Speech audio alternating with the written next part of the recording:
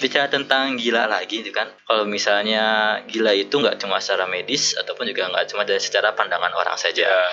Nah, ada juga mungkin yang berpendapat dengan ada juga orang-orang pengamat tasawuf itu yang gila sampai memiliki kesaktian atau misalnya gila cuma berdiam diri saja tanpa dunia. Apakah semua orang tasawuf seperti itu? Baik, saya menyebutnya ini adalah oknum ya.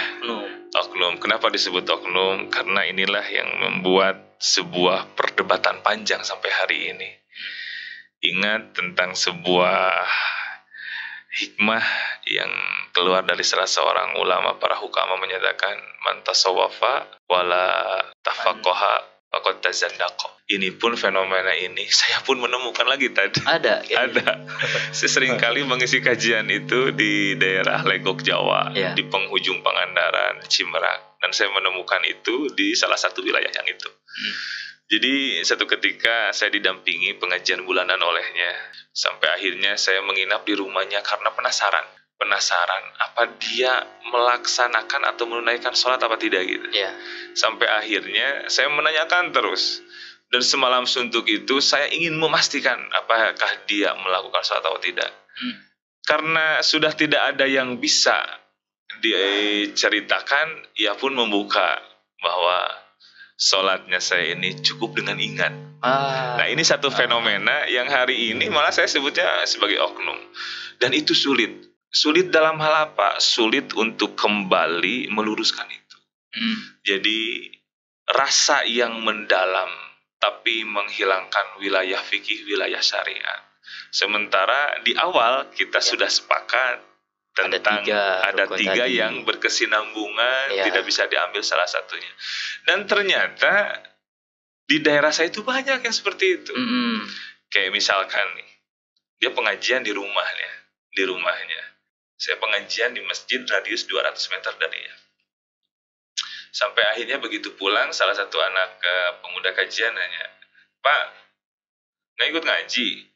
Barusan Ustaz Rijal yang ngajinya." "Ikut." Ustaz Rijal tahu saya hadir batinnya di sana, saya di sini, akhirnya gitu. Dia balik kan anak muda itu dengan polosnya, "Ustaz emang tahu dia hadir di sini ruhaninya?" Nggak tahu saya bilang.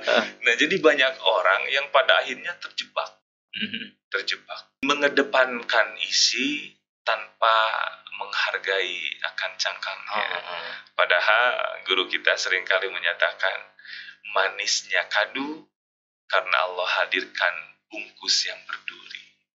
Sehingga manis itu akan hilang andai tidak dibungkus pada awal. Kebayang ya kalau misalnya kita beli durian tadi kemudian tapi nggak ada kulitnya gitu. Rasanya nggak enak gitu. Jadi ini orang-orang yang terjebak dengan kegilaan karena tadi fokus kepada isinya saja. Melupakan daripada kulitnya. Itu yang jadi permasalahan sampai detik ini.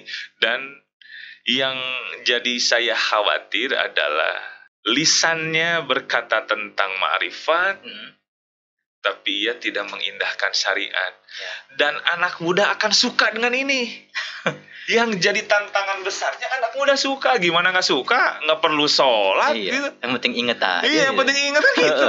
Akhirnya banyak digandrungi. Ini memang PR besar bagi para pendakwah di lapangan. Fenomena ini sulit. Saya lebih kalau dibandingkan lebih baik menghadapi orang-orang ex-narkoba ketimbang harus membantah pemikiran orang-orang karena mereka udah memiliki paham sendiri. Iya.